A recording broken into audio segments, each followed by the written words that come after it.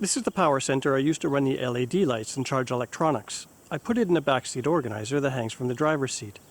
Initially I plugged the LED lights into the USB ports of my car, but after a drained car battery a few mornings I bought a single power bank to test it out, then up to 3, then to 5 to eliminate the strain on my car battery when the engine is not running.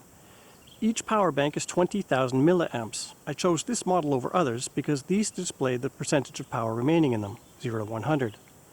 The power banks plug into a RAVPower 6-port USB hub, which plugs into a Bestech 400-watt power inverter, which plugs into the car accessory outlet. The inverter has two 110-watt plug-ins, the second I use to charge my laptop, as well as two USB ports. As soon as the car engine fires up, the inverter begins recharging the power banks. I contemplated buying a Jackery power station, but found the portability of the smaller power banks better for me. When I go walking, I can easily slip a power bank into my pocket. Away I go.